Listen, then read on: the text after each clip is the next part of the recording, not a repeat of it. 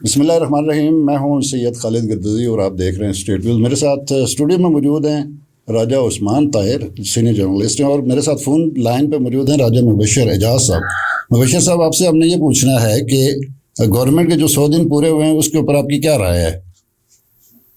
بہت شکریہ گردئی صاحب آپ کا اور عثمان صاحب کا. دیکھیں، آپ دیکھیں کہ جب یہ گورنمنٹ آئی تو اس سے پہلے آزاد کشمیر کے سیاسی حالات کیا تھے اور اب اس کے آزاد کشمیر کے سیاسی حالات کیا ہیں. سب سے پہلے اس بات کا موازنہ کرنا بڑا ضروری ہے. اس گورنمنٹ کے آنے کے بعد ڈیولپمنٹ کو چھوڑ کے آپ پہلے دیکھیں کہ آزاد کشمیر کے اندر سیاست کی بحالی ہوئی. سیاسی کارکنان واپس جو ہے وہ اپنی اپنی مین اسٹریم پارٹیز میں چلے گئے. مسلم لیگ والے مسلم لیگ میں چلے گئے، پیپلز پارٹی والے پیپلز پارٹی میں چلے گئے، جماعت اسلامی والے جماعت اسلامی میں چلے گئے. اور ایک موجودہ وزیر اعظم آزاد کشمیر نے اپنی ٹیم کے ساتھ مل کے آزاد کشمیر کے اندر واپس اس جمود کو ختم کیا جو سیاست کے اوپر طاری ہو گیا. تو آپ یہ کہہ رہے ہیں کہ الیکشن کمیٹی کے پاس کوئی نہیں ہے، سارے لوگ اپنی اپنی جگہ پہ چلے گئے؟ میں یہ کہتا ہوں کہ جو سیاسی کارکنان سیاسی جماعتوں کے دیکھیں نا، ایکشن کمیٹی کے ساتھ بھی سیاسی جماعتوں کے لوگ تھے. ہلکا ٹو ہلکا لوگ، ایک ہلکے میں ایم ایل اے تھا تو وہاں پہ گورنمنٹ جو ہے گورنمنٹ پارٹی تھی، اگلے میں جو ہے وہی پارٹی اپوزیشن میں تھی. تو کوئی نئے لوگ تو ایکشن کمیٹی کے پاس نہیں آئے تھے، سیاسی جماعتوں کے لوگ ہی تھے. اور اگر کوئی آپ دیکھیں نا، کوئی نئے لوگ راتوں رات پیدا ہو کے جوان تو نہیں ہوئے تھے. تو سب سے پہلے تو وہ لوگ جو ہے وہ واپس اپنی اپنی پولیٹیکل پارٹیز میں چلے گئے اور اپنی پولیٹیکل پارٹیز کی ایکٹیویٹی شروع کی. اس کے علاوہ آپ دیکھیں یہ آزاد کشمیر کے اندر ہیلتھ کارڈ شروع ہو گیا، روڈز بن رہی ہیں، ایم ایل ایز کے دفاتر بھرے ہوئے ہیں، سیکٹریز کے دفاتر بھرے ہوئے ہیں. آپ سیکٹریٹ مظفر آباد آ کے دیکھیں کہ واپس چہل پہل ہے. اسکولز اور کالجز اپ گریڈ ہو رہے ہیں. تو ایک سیاسی عمل، سیاسی کارکنان کی ایڈجسٹمنٹ ہو رہی ہے جو پارٹیوں کے لیے اپنا جان، اپنا خون، اپنا پسینہ، اپنا مال دیتے ہیں. وہ چھوٹی موٹی ان کی گورنمنٹ کے اندر ایڈجسٹمنٹس ہو رہی ہے. تو یہی سیاسی عمل ہے جو بحال ہوا. بہت شکریہ مبشر اعجاز صاحب. آپ نے سنا عثمان طاہر صاحب، مبشر اعجاز صاحب کو، تو کیا رائے ہے آپ کی گورنمنٹ کے 100 دن پورے ہونے کے اوپر؟ آپ صاحب بہت شکریہ. دیکھیں جس طرح حکومت کے 100 دن پورے ہوئے ہیں، اس دن جو لیڈر فصل راٹھور صاحب انہوں نے پریس کانفرنس کی ہے اور اس میں انہوں نے یہی ذکر کیا ہے، اپنی کارکردگی گنوائی ہے 100 دنوں کی کہ ہم نے 100 دنوں میں کیا میگا پروجیکٹس ہیں، کیا اہم اقدامات ہیں جو ہم نے کیے. پھر ان کا یہ کہنا تھا، خاص کر عوامی ایکشن کمیٹی کو انہوں نے بڑے آڑے ہاتھ لیا. انہوں نے بلکہ میں نے ان سے کوشچن کیا، ان کا یہ کہنا تھا کہ جب سے ہم آئے ہیں اور حالات سموتھلی ہو گئے ہیں، عوامی ایکشن کمیٹی آئے روز جو ہے وہ سڑکوں پہ ہوتی تھی، ایجیٹیشن ہوتی تھی. اب جو ہے نا حالات بہتر ہیں. اور اس کے ساتھ ساتھ انہوں نے کہا جی کہ جو انوار الحق صاحب کی حکومت تھی، اس حکومت میں جو ان کے 2.5-3 سال جو گزرے ہیں وہ انرس تھے، کوئی ترقیاتی کام نہیں ہوئے، لوگ پریشان حال تھے، مشکلات کا شکار تھے. تو پھر میں نے ان سے یہ کوشچن کیا، میں نے کہا کہ اس کا مطلب یہ ہے کہ آپ ان کی کیبنٹ میں شامل تھے اور آپ کو اس چیز کا ادراک ہونا چاہیے تھا کہ نون لیگ نے اور پیپلز پارٹی نے ان کی حکومت کو سپورٹ کیا ہوا تھا. تو اٹ مین جب آپ کو پتا تھا کہ یہ گورنمنٹ سٹیبل نہیں ہے تو پھر آپ کیوں ان کو سپورٹ کر رہے ہیں؟ تو اس کے اوپر بڑا انہوں نے کہا جی نہیں، میرا کہنے کا مقصد یہ نہیں ہے. بڑا انہوں نے آڑے ہاتھوں لیا اس گورنمنٹ عوامی ایکشن کمیٹی کو. اب 100 دنوں میں خاص کر ان سے ایک اور کوشچن کیا گیا. انہوں نے کہا جی کہ آپ اگلے چند دنوں میں ایک بدلا ہوا مظفر آباد دیکھیں گے.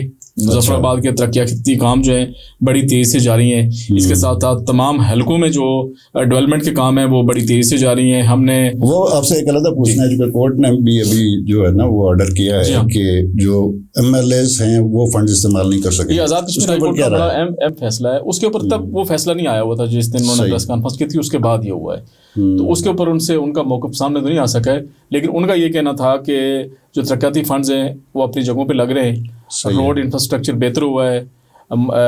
بجلی کی جو لوڈ شیڈنگ ہو رہی تھی بہت پہلے آزاد کشمیر میں بہت زیادہ بحران تھا، اس میں کمی آئی ہے.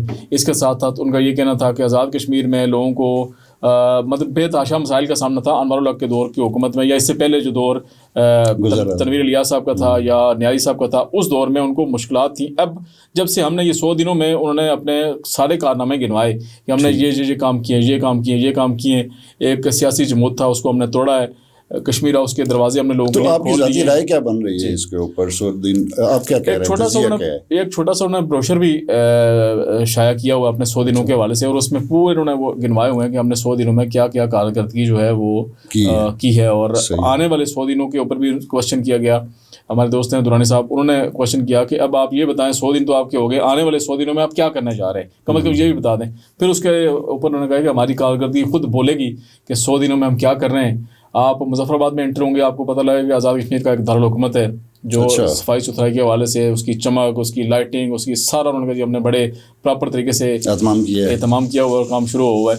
اور پھر اس کے ساتھ ساتھ وہ یہ کہہ رہے ہیں کہ حلقہ وائز ہم نے تمام جو MLAs ہیں ان کو فنڈز جاری کیے ہیں. اور یہ کیونکہ الیکشن کا سال ہے آپ کو پتہ ہے الیکشن کے سال جیسی ہوتا ہے تو ہر MLA کی یہ کوشش ہوتی ہے کہ وہ اپنے اپنے حلقے میں ترقیاتی کام کروائے تاکہ وہ لوگوں سے ووٹ لے سکے. اچھا اب مجھے تھوڑا سا بتائیں عدالت نے جو فیصلہ کیا ہے کہ MLAs کو پیسے نہیں دینے تو اس کے اوپر آپ کی کیا رائے ہے؟ آپ کو کیا لگتا ہے کہ کیسے گئے تھے گردیش صاحب کورٹ میں آزاد کشمیر ہائی کورٹ میں, پھر آزاد کشمیر ہائی کورٹ کا بڑا فیصلہ آیا. انہوں نے کہا جی کہ ترقیاتی فنڈز کا جس طرح استعمال کر رہے ہیں منسٹر حضرات یا MLA حضرات تو انہوں نے یہ ترقیاتی فنڈز استعمال کرنے سے فی الحال ان کو روک دیا ہے کہ یہ ترقیاتی فنڈ کا استعمال درست طریقے سے نہیں ہو رہا ہے.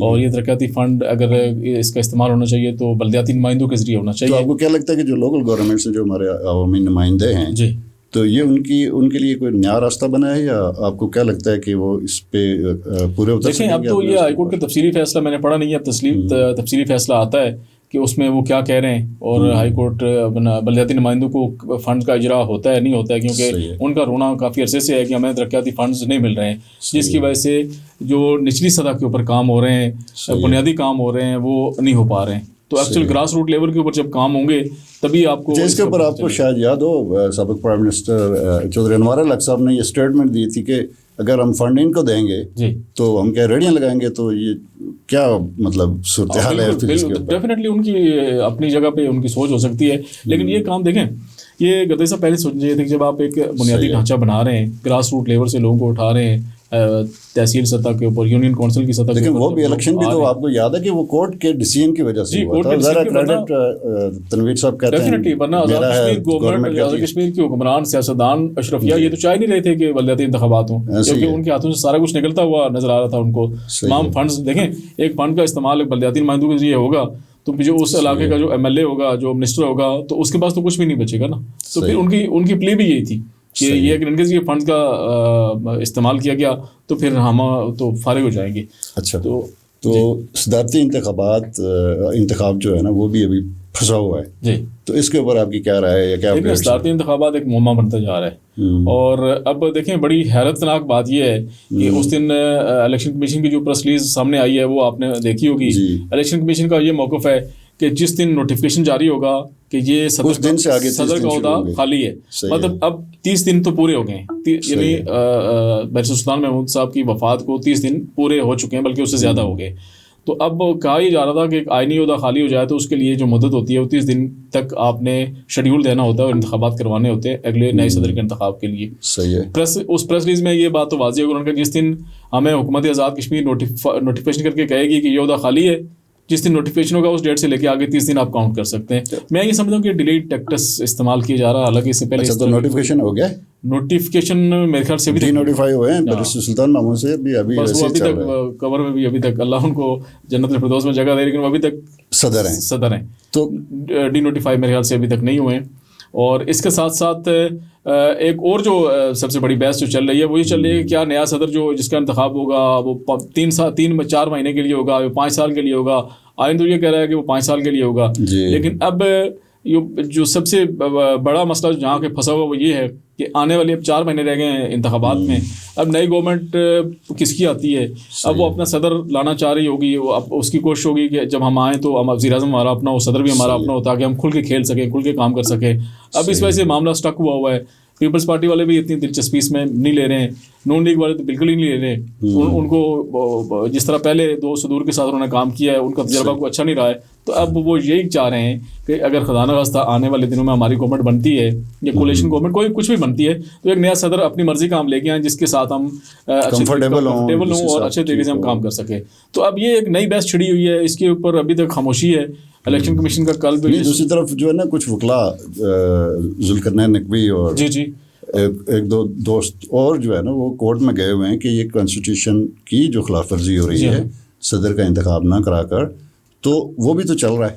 ہاں جی وہ بھی دیکھیں وہ اس لیے گئے تھے کہ یہ آئینی خلاف ورزی ہو رہی ہے اور اس آئینی خلاف ورزی کو فی الفور حکومت آزاد کشمیر کی ذمہ داری ہے. اگر آپ حکومت آزاد کشمیر اپنی ذمہ داری پوری نہیں کر پا رہی ہے تو کورٹ کے ذریعے یہ آرڈر کروائے جائیں کہ اس آئینی ذمہ داری کو جلد سے جلد پورا کیا جائے اور نئے صدر کا انتخاب ہونا چاہیے.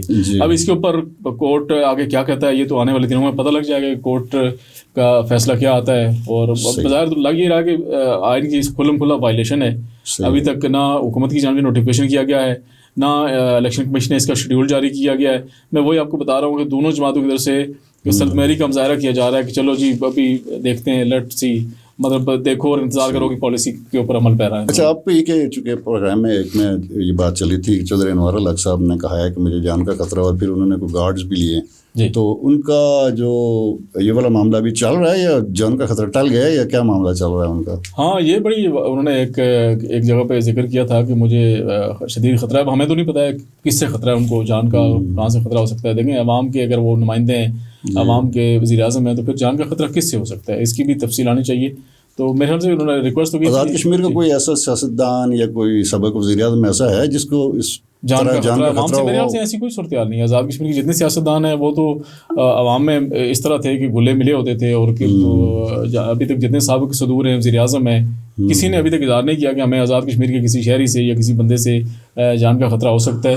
تو یہ انوار الحق صاحب کی ایک نئی منطق سامنے آئی ہے کہ جان کا خطرہ, کم از کم ان کو یہ بتانا چاہیے تھا کہ مجھے جان کا خطرہ کن لوگوں سے ہے, کس سے, تاکہ تھوڑی سی وضاحت ہو جاتی, لوگوں کو پتہ لگ جاتا کہ واقعی ان کو جان کا خطرہ ہے بھی یا نہیں. لیکن جو مبہم سی بات کی گئی ہے اس سے بظاہر شکوک و شبہات جو ہے نا وہ مزید بڑھ رہے ہیں کہ جان کا خطرہ ان کو کس سے اور کیوں ہے, کیا مسئلہ ہے. اچھا, ایک اور چیز یہ بتائیں کہ آزاد کشمیر میں کوئی نئی پارٹی بننے کی بازگشت ہے؟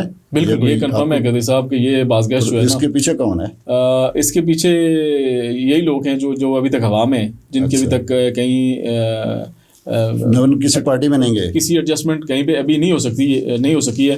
اب ان لوگوں کو ایڈجسٹمنٹ کرنے کے لیے یہ کنفرم ہمارے ذرائع نے بتایا ہے کہ آزاد کشمیر ایک نئی انتخابات سے قبل ایک نئی پارٹی بنے گی, اور ہو سکتا ہے یہ لوگ تو اس میں جائیں گے, ہو سکتا ہے اس میں پیپلز پارٹی کے بھی کچھ الیکٹیبلز جائیں اور نون لیگ کے الیکٹیبل بھی جانے کے اشارے ہمیں ملے ہیں. تو اب یہ اسٹیبلشمنٹ نئی پارٹی بنا رہی ہے, کیا صورتحال ہوگی یہ تو آنے والے دنوں میں جب صورتحال ڈیولپ ہوگی. اس میں آپ کو کیا لگتا ہے اگر یہ صورتحال اس طرح ہوتی ہے تو پیپلز پارٹی اور مسلم لیگ کا کیا بنے گا پھر, اگر ان کے پاس سے الیکٹیبل نکل جاتے ہیں؟ وہ تو چونکہ سارے لوگ کہہ رہے ہیں دیکھیں انہوں نے ہم تو الیکشن میں جا رہے ہیں. صاحب ان کا بننا کیا ہے, دیکھیں بات وہی ہے کہ جس طرح انوار الحق صاحب کو 53 ووٹ پڑے تھے, تو اب وہی والی بات ہے 48 ووٹ جو پڑے تھے ان کو 53 میں سے, تو وہ جنہوں نے اگر پارٹی بنانی ہو, الیکٹیبلس کو لے کے جانا ہو, تو ان کے لیے کوئی مشکل نہیں ہے. ہمارے سیاستدان کیا چونچ رہا کہاں کر سکتے ہیں, ان کے سامنے بول سکتے ہیں, یا ان کی کوئی حیثیت ہے بولنے کی؟ کوئی ان کی حیثیت ہی نہیں میں سمجھتا ہوں. کیونکہ ماضی کے تجربات سے ہمیں بخوبی یہ پتہ لگ جاتا ہے کہ جو ان کو آرڈر آتا ہے وہ اسی طرح ایک اچھے بچے کی طرح اوبے کرتے ہیں اس کو, ٹھیک ہے, اس کے اوپر عمل درآمد کرتے ہیں اور جا کے سلوٹ مارتے ہیں کہ سر ہم نے آپ کا جو آرڈر تھا وہ اوبے کیا ہے, اب ہمیں مزید ہماری خدمات, اگر آپ کی ضرورت ہماری خدمات کی ضرورت ہے تو ہمیں بتائیں. بہت شکریہ راجہ عثمان صاحب اسٹیٹ ویز کو وقت دینے کے لیے. Thank you. Thank you.